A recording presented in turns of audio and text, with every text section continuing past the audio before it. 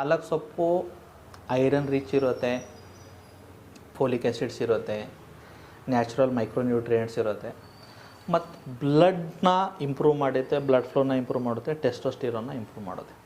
ಅದಕ್ಕೆ ಸ್ವಲ್ಪ ಪಾಲಕ್ ಸೊಪ್ಪು ರೆಗ್ಯುಲರಾಗಿ ತೊಗೊಳ್ಳಿ. ಆಮೇಲೆ ಬಟರ್ ಫ್ರೂಟ್ ಯಾಕಂದರೆ ಇದು ಹಾರ್ಮೋನ್ನ ಬ್ಯಾಲೆನ್ಸ್ ಮಾಡೋದೆ. ಅದು ಮಹಿಳೆ ಇರ್ಬೋದು, ಪುರುಷರಿರ್ಬೋದು. ಸ್ಪೆಷಲಿ ಯಾರು ಮಹಿಳೆ PCOD problem, PCOS problem, period irregular ಇದೆ ಅಂಥ ಕಂಡೀಷನಲ್ಲಿ ಬಟರ್ ಫ್ರೂಟ್ ಅಟ್ಲೀಸ್ಟ್ ವಾರಕ್ಕೆ 2 ಸತಿ 3 ಸತಿ ತಿನ್ನಿ, ಅಥವಾ ಜ್ಯೂಸ್ ತೊಗೊಳ್ಳಿ. ಬಟ್ ಮಿಲ್ಕ್ ಶೇಕ್ನಲ್ಲಿ ಬೇಡ, ಪ್ಲೇನ್ ಜ್ಯೂಸ್ ತೊಗೊಳ್ಳಿ. ಮಿಲ್ಕ್ ಮತ್ತು ಬಟರ್ ಏನಾಗುತ್ತೆ, ಈ ಕಾಂಬಿನೇಷನ್ ಸ್ವಲ್ಪ ಹೆವಿ ಆಗುತ್ತೆ ಡೈಜೆಷನ್ಗೆ. ಪ್ಲೇನ್ ಬಟರ್ ಜ್ಯೂಸ್ ತೊಗೊಳ್ಳಿ, ಇಲ್ಲಾಂದ್ರೆ ಹಾಗೆ ತಿನ್ನಿ ಬಟರ್ ಫ್ರೂಟ್ನ. ಸೊ ಇದು ಏನು ಮಾಡುತ್ತೆ, ನಿಮಗೆ ನೈಸರ್ಗಿಕವಾಗಿ ನಿಮ್ಮ ಬಾಡಿನಲ್ಲಿ ಇರೋ ಹಾರ್ಮೋನಲ್ ಇಂಬ್ಯಾಲೆನ್ಸ್ನ ಬ್ಯಾಲೆನ್ಸ್ ಮಾಡೋಕ್ಕೆ ಹೆಲ್ಪ್ ಮಾಡುತ್ತೆ. ಯಾಕಂದರೆ ಯಾವ ಗ್ರಂಥಿದಿಂದ ಅದು ಎಂಡೋಕ್ರೈನ್ ಗ್ಲ್ಯಾಂಡ್ಸ್ ಏನು ನಾವು ಹೇಳ್ತೀವಿ ನೋಡಿ, ಅದು ಮಾಸ್ಟರ್ ಗ್ಲ್ಯಾಂಡ್, ಪಿಟ್ಯೂಟರಿ ಗ್ಲ್ಯಾಂಡ್ ಇರ್ಬೋದು, ಅಥವಾ ಬಾಡಿನಲ್ಲಿ ಇರುವ ಬೇರೆ ಥೈರಾಯ್ಡ್ ಗ್ಲ್ಯಾಂಡ್ಸ್ ಇರ್ಬೋದು, ಪ್ರೋಸ್ಟೇಟ್ ಗ್ಲ್ಯಾಂಡ್ ಇರ್ಬೋದು, ಅಥವಾ ಬೇರೆ ಬೇರೆ ಗ್ರಂಥಿಗಳಿರ್ಬೋದು. ಈ ಗ್ರಂಥಿದು ಫಂಕ್ಷನ್ನಲ್ಲಿ ಈ ಬಟರ್ ಫ್ರೂಟ್ ವಂಡರ್ಫುಲ್ ಕೆಲಸ ಮಾಡುತ್ತೆ. ಸೊ ಬಟರ್ ಫ್ರೂಟ್ನ ತೊಗೊಳ್ಳಿ. ಅದರ ಜೊತೆಗೆ ಇವಾಗ ಡ್ರೈ ಫ್ರೂಟ್ಸ್ ಕಡೆ ಹೋದರೆ ನನ್ನ ಪರ್ಟಿಕ್ಯುಲರ್ ಫೇವ್ರೇಟ್ ಏನಂದರೆ ಹಸಿ ಖರ್ಜೂರ. ನಾನು ಇರೆಸ್ಪೆಕ್ಟ್ ಆಫ್ ಆಲ್ ಏಜ್ ಗ್ರೂಪ್ ಎಲ್ಲ ಪೇಷಂಟ್, ಡಯಾಬಿಟಿಸ್ ಇರಲಿ ಬಿಡಲಿ ನಾನು ಹೇಳ್ತೀನಿ, ಸರ್ ಶುಗರ್ ಇದ್ದರೆ 2 ತಿನ್ನಿ ಸರ್ ಖರ್ಜೂರ, ಇಲ್ಲಾಂದರೆ 4 ಖರ್ಜೂರ ತಿನ್ನಿ. ಒಂದು. ಎರಡನೇದು ಏನಂದರೆ ಬಾದಾಮಿ ಮತ್ತು ಅಂಜೂರ. ನಾನು ಏನು ಹೇಳ್ತೀನಿ, ನಾನು ಯೂಶ್ವಲಿ ಕ್ಲಿನಿಕ್ ಬರ್ತಾರಲ್ಲ ಕ್ಲೈಂಟ್ಸ್, ರಾತ್ರಿ ಮಲಗುವಾಗ 1 ಗ್ಲಾಸ್ ಏನು ಮಾಡಿ ನೀರು ತೊಗೊಳ್ಳಿ, ಅದರಲ್ಲಿ 4 ಬಾದಾಮಿನೋ 2 ಅಂಜೂರನೋ ನೆನೆ ಹಾಕಿ. ಬೆಳಗ್ಗೆ ಎದ್ದ ತಕ್ಷಣ ಬ್ರಷ್ ಆದಮೇಲೆ ಅದು ಫಸ್ಟ್ ಒಂದು 4 ಬಾದಾಮಿ ಮತ್ತು ಅದು 1 ಅಂಜೂರ ತಿನ್ಬಿಟ್ಟು, ಆಮೇಲೆ ನೀವು ಏನು ಮಾಡಿ ವ್ಯಾಯಾಮ ಹೋಗಿ, ವಾಕ್ ಹೋಗಿ. ಅದರ ಜೊತೆಗೆ ಮತ್ತೊಂದು ತುಂಬ secret formula, omega 3 fatty acid ಅಂದರೆ ಇವತ್ತು ನಾಳೆ ಏನಾಗುತ್ತೆ, ಒಂದೊಂದು ಕ್ಯಾಪ್ಸೂಲ್ ಏನಿದೆ 30 ರೂಪಾಯಿಗೆ ಸೇಲ್ ಮಾಡ್ತಾರೆ.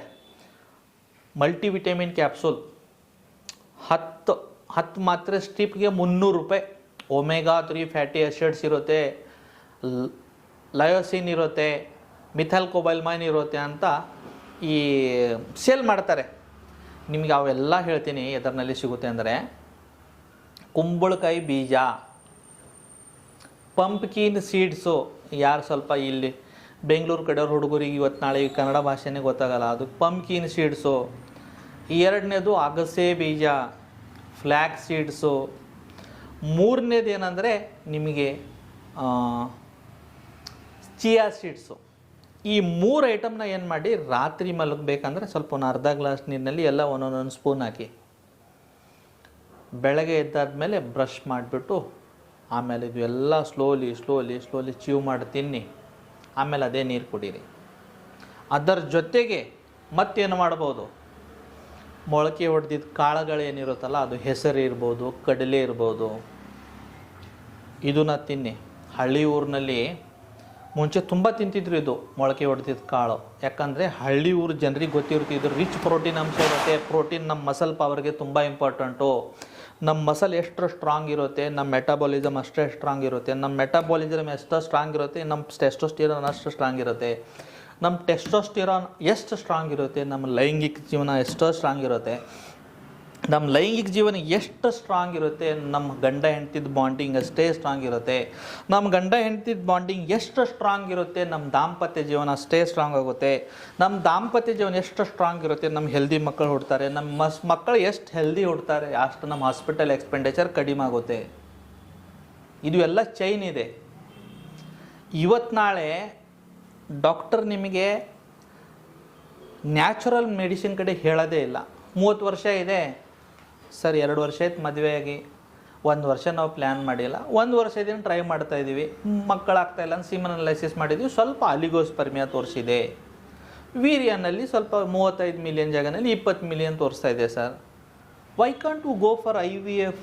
Y you want to waste your time? Already you are insurance patient, ನಿಮ್ಮ ಹತ್ರ ಇನ್ಶೂರೆನ್ಸ್ ಇದೆ. ಯಾಕೆ ಸುಮ್ಮನೆ ನೀವು ಅಷ್ಟೆಲ್ಲ ನ್ಯಾಚುರಲ್ ಎಲ್ಲ ಟ್ರೈ ಮಾಡ್ಕೋತ ಕೊಡ್ತೀರಾ? IVF ಮಾಡ್ಕೊಳ್ಳಿ. ನ್ಯಾಚುರಲಿ ಯಾರು ಪುಷೇ ಮಾಡಲ್ಲ. ಇವತ್ತು ನಾಳೆ ಸಾಫ್ಟ್ವೇರ್ ಎಂಪ್ಲಾಯಿ ಕಂಪನಿ ಅವರಿಗೆ ಇನ್ಶೂರೆನ್ಸ್ ಪೇ ಮಾಡ್ತಾ ಇದೆ, ಅವನಿಗೆ ಏನಪ್ಪ ಇರಲಿ ಬಿಡು, IVF ಆದರೆ ಏನು ಆದರೆ ಯಾರಿಗೆ ಗೊತ್ತಾಗ್ತಾ ಇದೆ. ಹೋಗೋದು.